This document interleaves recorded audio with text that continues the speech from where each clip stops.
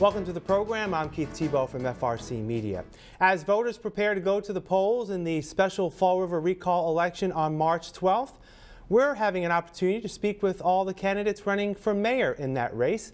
Pleased to be joined today by City Councilor Joe Camara. Joe, thank you. I appreciate it. Keith, thank you for having me. My pleasure. Let me ask you, Joe, you've been a city councilor for, what, 23 years? Going on my 24th. 24th year. Why run for mayor now? Well, I mean, I look at what's happening to our city, and I look at the mayor's position he's in, and I honestly believe that he's lost his ability to lead. I think that people don't have as much confidence in him as they'd had. The city council took a vote of no confidence, and it was passed unanimously. I supported that as well. So I saw what's happening in our community in the last 5 years, the different mayors that are coming in, and I noticed that they're all good people, but they really don't have the qualifications and understand the job fully as I do. So I said, I'm not going to sit by the sidelines. This is a city that I've been involved with through all levels, community service, public service, private sector. And I said, I'm not going to sit back. I'm a lifelong resident of this community. I'm not going to sit back and say, okay, I'm just going to continue to sit in the council and have someone else who doesn't have the experience or the qualifications that I do to run the city. I know the department heads. I know the people in the school department. I know people in the public sector. I know business people in this community. I know a lot of people, civic leaders. I don't have to introduce myself to them. They know who I am. They know what I'm about. They've seen what I've done in the council, and I think that I have their respect, and I respect them. So I decided that this time I'm going to run for mayor and show what kind of person I can be as a mayor, not only a city councilor. Now, because you're running as for mayor in the recall election, I will make the assumption that you'll be voting yes on the recall. I will be voting yes on the recall. Why should other people vote yes? Well, I mean, if you think about it, I don't ever remember a mayor of the city of Fall River that was indicted on 13 counts, fraud and tax counts. So that's something that in itself, if this mayor were to be the CEO of any corporation, I think he would step down. I think the board of directors would say, you need to step down. In this situation, we don't have a board of directors that can force someone in his position to step down.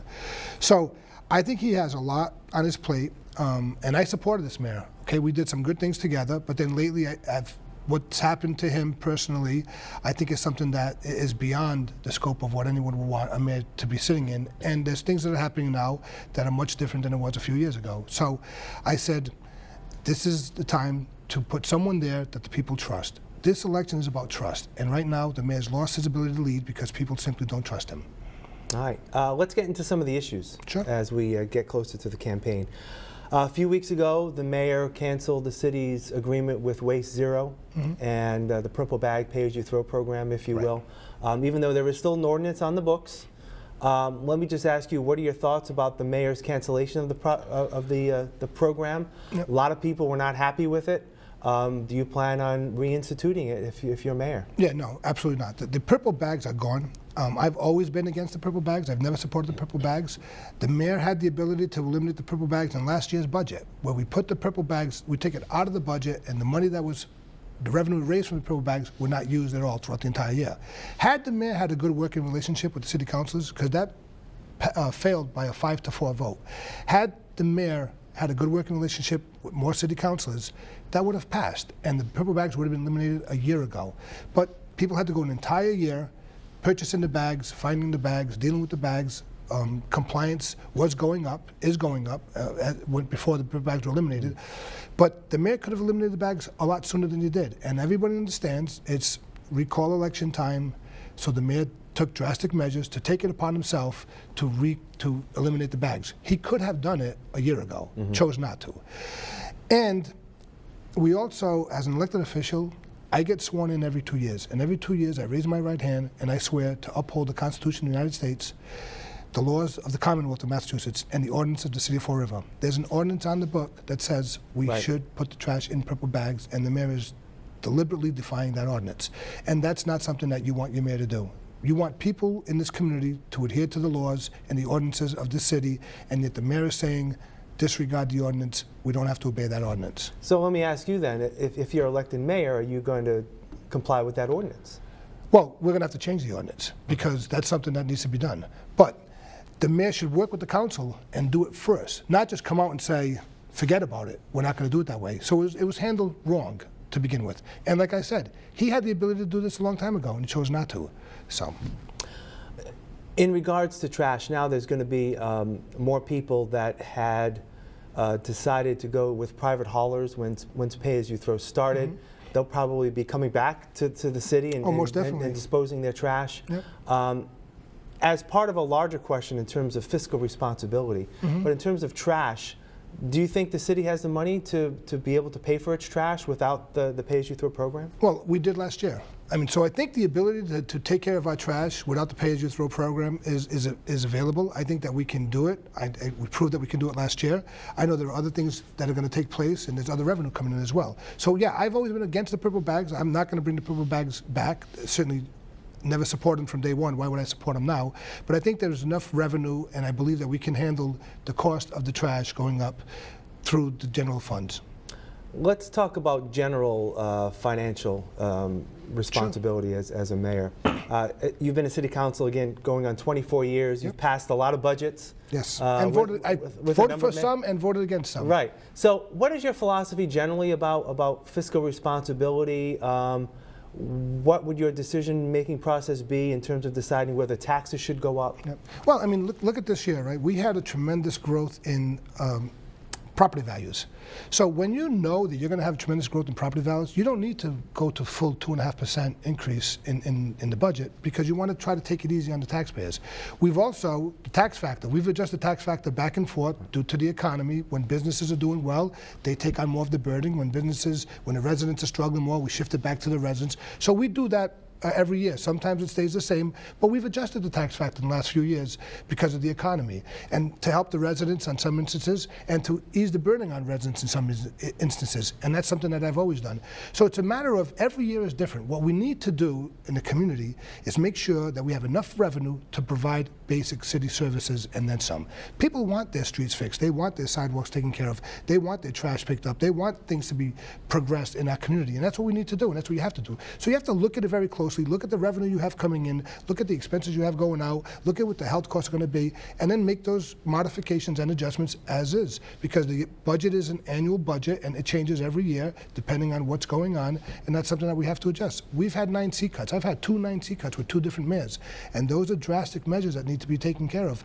And now we're slowly recouping and getting back to where we were prior to the last 9 seat cuts we had. So that's something that's very tricky, and you have to deal with it, but you have to have a good financial team in place. You have to strategize for how you can provide as much and as many services to the public as possible without hurting the residents and taxing them to death. How would you foresee, if you're elected mayor, the makeup of your office? Right now, Kathy Ann Favera, city administrator. Yep. I know you have said some good things about Mary Sahadi in the past. I think Mary does an outstanding job. I think she has a great financial background, and she has a good grip of what's going on. I think part of the problem is that I'm not sure she's involved in a lot of aspects that she probably should be involved in. But I mean, I know the department heads, and I know people in City Hall, and I know the staff that's there. I'm not going to comment on who's going to go or what's going to go, because I haven't made any determinations yet on that stuff. I'm not looking to make major changes. If you say that you want to bring stability to the government like I do, stability doesn't mean replace everybody, because there's no stability there. That's the problem that we're having, is that we need to bring back stability, and we need to bring back integrity, and we need to bring back trust, but by the same time, you have to do it with experience. You just can't go in there and saying, I'm going to replace everybody, I want to bring stability, and then just get rid of everyone and says, okay, where are we at now? We have to stop on-the-job training in the mayor's office. We have to have someone who's qualified, that knows the ins and outs, and knows how to move the city forward, and people trust to do the good job for the city. All right, let's shift to public safety. What are your thoughts in terms of the current staffing levels of our police and fire department? Do you expect to increase those as mayor? I do, and like I said about the 9 seat cuts, gradually we've been increasing public safety. I think we've put on over 40 police officers and firefighters in the last maybe 5 to 6 years since we've had those cuts. So that's something I want to continue to do. I've always supported raising the staffing levels of the police and fire, and also giving them the apparatus that they need and the equipment that they need. In the past, that hasn't always been done. There hasn't been the revenue for that, but I think that we've done a great job giving them more and more equipment, more and more revenue to do their job properly. Because it's not fair to say we have the personnel, but we don't have the equipment to do the job. You need to have a little bit of both. And I'm gradually looking to increase that to the point where it needs to be. And the chief of the fire department and the chief of the police department, they know what levels they need to be at. They know what they need for their requirements to run their budgets, and they present the budget to us with what their needs are every year, and we accommodate them as best we can. And usually we give them what they want. So let me dovetail this a little bit about, in terms of public safety, more eyes on the street is always important. Always helps. We've actually put walking beats on and bicycle patrols on to cover more areas. Well, let me just ask you, in the past, I know under Mayor Flanagan particularly, there was a concerted effort to work with the neighborhood groups, to get them involved in communicating more with the city and the administration. And there still is. The police department takes part in all those neighborhood associations. Correct. They go into those meetings and stuff, and that's something that's good. The neighborhood groups aren't what they were a few years ago. They've dwindled down somewhat. But I think that the police department and the police that patrol the streets every day, they know exactly what the problem is. And we've done things prior to Mayor Flanagan being there. We've had Operation Blue Thunder years ago when we went out and executed a number of search warrants and arrests for people that had outstanding warrants in high crime areas. The police department is very capable of doing that. If we give them the resources to put things together, we can address the crime issues in our city. And I'm not saying that we have, a safe city where there's no crime. Right. We understand this is a city similar to other cities. Our town is a gateway city. We understand what we have here.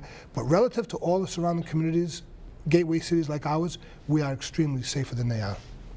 You referenced in your answer to the budget question that people tend to focus on things that impact them. A lot of people may not care about politics in the city, but they care about safe streets.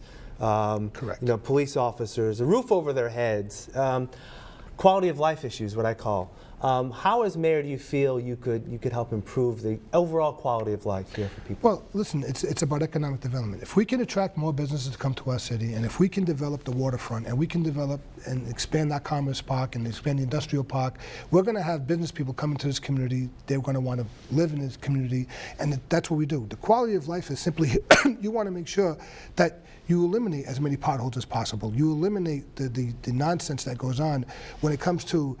Years ago, we saw trash piles everywhere, and we had a tough time with that. So we took care of that. We brought in the bins. The city's a lot cleaner than it was prior, and you want to make sure that you have safe streets. You want to make sure that the quality people that are out here can go to any neighborhood at any time, any store, any restaurant, and not feel like they're putting their life in danger or feel like something's going to happen to them. So you have to maintain it with public safety. You have to provide a good education. It's all the tools that everyone always talks about to make sure that this is a safe place where you can not only buy a home but raise a family. I raised a family here. I bought a house. I pay taxes. I do what everyone else does.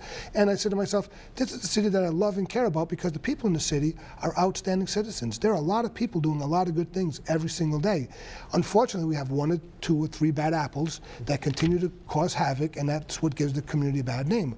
We're a much better city than people from outside this community think we are, and we have a lot of decent, hardworking people in the city, always have and always will be. We need to promote ourselves better, and we have to show that we are not what the outside world thinks of us. I don't want to look at the city through their eyes. I want to look at the city through our eyes. Well, let me ask you, how do you change that perception? By doing the right things. You cannot have someone who's been indicted as the mayor of the city and you want to say you need to do what's right. You cannot have someone that people don't trust making decisions that people want to make sure that this decision is going to be held to because you trust what that person's saying. So it starts at the top like everything else. And you have to make sure that people who work for the city do an honest day's job for an honest day's pay. And that's what we need to continue to do. Getting back to economic development and jobs in Fall River, what did you think when the mayor and the redevelopment authority severed its ties with FROED, former FROED, now BCEDC, and do you plan on working with that organization if you're mayor? Well, listen, I'm going to bring in business people from the community and bring in civic leaders, and we're going to discuss what the best model for the city is, because we've had a time when FROED did do an outstanding job, when we were looked at from other communities as the model city to want to do economic development in. And we did a lot of good things, as I stated earlier, with Meditech and those companies where we took the Kerr site by eminent domain to create the ATMC and correct a place for Meditech can come and grow and bring their business. That was a blighted area that was maybe 7 or 8 years. The fire burned down and no one did anything with it. And the city took action and took it by eminent domain. Those are the type of things you need to do to create and reboost the economy. So that's the type of thing that you need to do to bring in businesses if you have to. So right now the city administration is looking to hire an economic development director to work with the redevelopment authority. If you're successful on March 12th, right, will you continue that process? Will you revamp that? How would you? Listen, he had a strategy to get rid of the FROED and get rid of Mr. Fiola, but he never had a strategy how to replace him. And what they're having now is they're conducting interviews. They're having a difficult time filling that position. It's been over a year and a half, 2 years since that process started. So it's been stagnant. It's been stalled, and that's what something we have to work on. But I don't have a problem with the redevelopment authority interviewing people for a job for a director for that position. I think it's a smart thing to do, and then we have to figure out how we want to use the redevelopment authority. And that's what I said. We'll bring in business people, talk with redevelopment authority, and see what's the best model for the city. What works? What can we do? And then we're going to formulate a plan and bring it to the State House and make sure that we get funding and support for the plan we have. Right now, there is no plan. So the state's looking at us like, what do you want to do for economic development? And there are no answers. There are nothing that's going on. So we need to take care of that. The waterfront is a major part of this. It's the next new growth for our city. There's a lot of interesting things happening there. If we tear down Route 79, as it's in the works, it's been in the works for a long time, we're going to free up 14 to 10 acres of land, and that's going to be very, very interesting. We have the opportunity to put the first hotel on the waterfront from here to Newport. 18 miles from here to Newport, there's not one hotel that's on the waterfront. We have an opportunity to do that if we do things correctly. We have a marina being put in place right now, and there's other things that we're doing that's going to want to attract people to this community. Do you think the city lacks vision? In some instances, yes. In some instances, it's government moves slowly, so you have to get permits in place and do things. But I think that a lot of people who want to invest in our community, we've had a lot of issues. We had to deal with LNG along our waterfront. Who's going to want to make any investment along the waterfront when you don't know if you're going to have an LNG tanker coming up and down the waterfront as was predicted twice a week? Who's going to want to have the largest LNG facility in the United States of America located right at your waterfront here in Fall River? So we've had to fight that battle. And I was proud to go to Washington and fight against LNG and fight against all the things that they were proposing for our community from people that weren't from this community, from people who just wanted to come here, thought that we were going to just lay down and says, okay, we can't defend ourselves, we can't afford to fight this in court, we're just going to lay down and let them take over our waterfront. But we didn't do that because myself and many other people came together to fight those people and stop them from killing our waterfront development. As mayor, you'll be the chair of the school committee. Share with us a little bit your plans for education. The mayor has said that he's interested in continuing, spending more money above minimum net school spending. Do you share that? Well, yes, and actually, I've fought administrations when they provided less than 100% net school spending because the law says the minimum requirement is at least 100% net school spending. So I've never voted against the school department, any appropriations. I've actually started. We realized the problems that we've had in this community for a long time as far as education goes, and one of the first things I did was propose that we start building new schools at 90% reimbursement, new schools at 80% reimbursement. I was able to work with other administrations and other mayors throughout my entire tenure to build 10 new schools for this community, saving the taxpayers hundreds of millions of dollars that we could never afford to build. If you look at all the new schools that we built, the Doran School, the Green School, the Viveris School, the Laterno School, Spencer Borden School, the Green School, the Cuss Middle School, the Martin Middle School. Let's see if we can get them all out, Joe. And I'm now the chairman of the new BMC, the co-chairman of the new BMC Durfee High School. So those are 10 schools that we've built in this city. That's never happened before in the history of the city. That's the beginning of getting education in place, giving the students the new technology, the new equipment that they have, even like air conditioning. Some of our schools were over 100 years old. They're in there and it's scorching. They can't even, the cafeteria wasn't handicap accessible. The teachers didn't have the proper internet wired that they needed, the internet service that was provided. Computers weren't in every classroom. So we understood that we needed to build these new schools, make them state-of-the-art, provide a nice place where teachers can do their job, give them the tools and the opportunities to do their job so children can learn. And we've seen the results. Every year, more and more students are going to world-class schools, going to colleges, Harvard and Yale and all different universities throughout the country because we're meeting the needs that we have to meet. Test scores are improving, so yes, I'm a big proponent of education. What's your relationship with the superintendent, and what kind of job do you think he's done? I think Mr. Malone's done an excellent job. He and I talk frequently. I have his cell phone number. We talk. We meet at these meetings and stuff. And I think he's a breath of fresh air to his community. He has a lot of different ideas, and I think that's a good thing about having someone like Mr. Malone. He has a lot of education and a lot of experience. Ring a bell? A lot of education, a lot of experience. He knows what he's doing. He knows what the city needs. He knows what the school department needs. He works together with other people. This is about teamwork. He's able to bring people to the table, discuss what needs to get done, and then implement the plan to do it. And he does an excellent job about that. Let's face it, we're all in this together, whether it's public safety, education, economic development. If you don't have the ability to bring people together, to work with people, to get along with the city councilors, to get along with the state representatives, to get along with the people in Boston, to get along with the governor and everyone else, to provide what your community needs, you're not going to be successful. That's why I say he's lost his ability to lead, and I want to show that I have that ability, and I want to lead this community forward, dealing and working with everyone. I know who they are. They know who I am.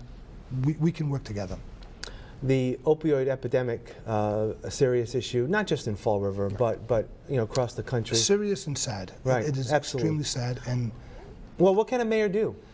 well, first of all, we're taking action against the drug manufacturers, and we're in a lawsuit with them, and hopefully we'll be able to get some funds for that.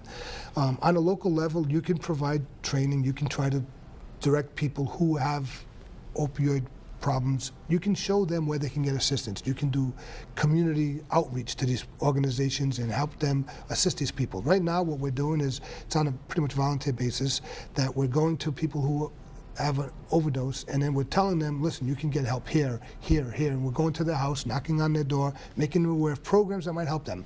But this is a nationwide issue. If we could solve the opioid crisis, we'd be in Washington, D.C., telling the country how to solve it.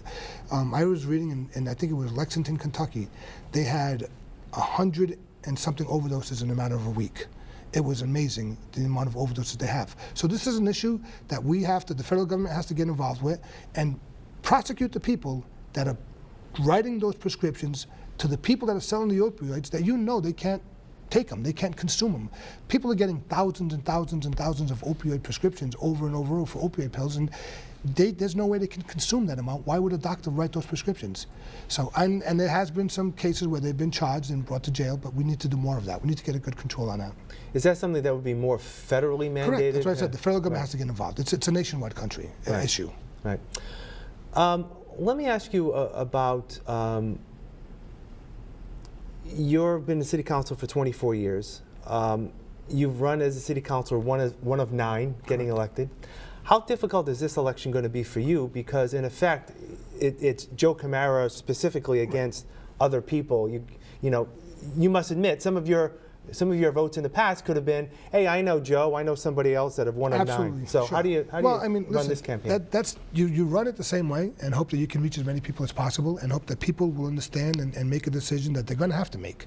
So you're going to have to look at all the candidates and decide who do they have the most faith in, who do they trust is going to lead the city forward, and who are they going to be able to say, this is a person that I think I can give my vote to because I'm confident that he's going to get the job done. That's all people want. People aren't looking for Albert Einsteins. People want to see people who they know they can trust, who they know is going to dedicate the time, put in the commitment, and do the work that needs to be done to move the city forward. And on the one-to-one race, you're right. I can't say vote for this guy, and myself. I can strictly say that, listen, I look at the candidates, they're all good people, they're not good, bad people, but I think I have the experience and the qualifications that make me the best fit for the job. As a member of the city council, you've served under many mayors. What was the first? Was it Ed Lambert? Was your first? Ed Lambert was your first mayor. So Mayor Lambert, Mayor Bob Correa. First it was Mayor Lambert. Then Bill Whitty was interim. Bill Whitty interim. That's right. Then it was Bob Correa. Bob Correa. Then Will Flanagan. Then Sam Sutter. And now Jazel. Yeah. Yes. And I was president of the council for 5 of those mayors. So let me ask you, how has the relationship been with mayors, and how is this current mayor different in terms of working with the council? Yeah. Well, I mean, every mayor has their style and their strategies, and I've been fortunate to see the good that the mayors have done and then see sometimes bad decisions that mayors have done. So you have to work with them, but I think that the mayors have to collaborate and work with elected officials as well, because we are all in this together. And the mayors that have been very successful, that have done a lot of good in this community, had the ability to talk to councilors. Whether they agreed with these councilors or not, whether they shared the same philosophies on some issues or not, it didn't matter. When things needed to get done, I mean, you need to realize that you need to work together to do what's best for the city. And most mayors have had that ability. Some have lost it. And that's what happens when they get recalled, and that's what happens when people say, we no longer want to put our faith in this mayor, we're going to go in a different direction. It happens. No mayor is there forever. Right. But you need to make sure that when you are the mayor, you cannot ignore or have grudges or say that these people are not valid and their opinion doesn't matter, because we were all elected by the same people. So regardless of what your personal differences is with one individual, and I've served with a lot of city councilors that I don't always agree with, but I respected them, and I respected the fact that the people who voted for me also voted for them to serve. And I think that's what the mayor, and that's what I'm going to bring as the mayor of the city. I understand that everyone, school committeemen, city councilors, state representatives, regardless of what my personal opinion is of them or what their personal opinion is of me, we have a job to do. We were elected by the people of this community to do what's best for this community. Not to do what's best for us, not to do what's best for the other individuals, not to do what's best for certain organizations, but to do what's best for the overall city of Fall River. As far as public safety, education, economic development, providing jobs for our citizens, we need to come together to the table. And the mayors that I've served with at times of need have known how to bring these people in, all elected officials, and then people from the community, business leaders, civic leaders, and say to them, this is what we need to do to get the city going in the right direction. And it happens. Has the relationship with the council and Mayor Correa, has it changed since the last election in 2017, but maybe even more so since last October? Obviously, I think it has. When you take a vote of no confidence, I've been here for 24 years, we've never had to take a vote of no confidence in a mayor. And I think that his circumstances are extremely different than any other mayor we've ever served with, although we have had a mayor recalled in the past. This is a different situation. This is an investigation that's extremely serious. These are charges that are very serious. And this is a different situation. And I've never been a part of a vote of no confidence for any city employee, ever. This is the first time it's ever happened. And I'd have to say that this is different. That's why I said he's lost his ability to lead. And now I have to do something, either stay out completely or get involved. And I chose to get involved. As we wrap up here, just a couple of the follow-ups back to the substance abuse crisis that the city faces. Yeah. Are you in favor of the second STAR facility up on Weaver Street? I am not, no. And why? Well, because we've done more as a community to help people in need like that, and other communities need to pick up the pace. Other communities, surrounding towns, and other communities in the Commonwealth of Massachusetts need to do what Fall River does, and they're not doing that right now. They're taking all of their problems and shipping them to Fall River, and that's not right.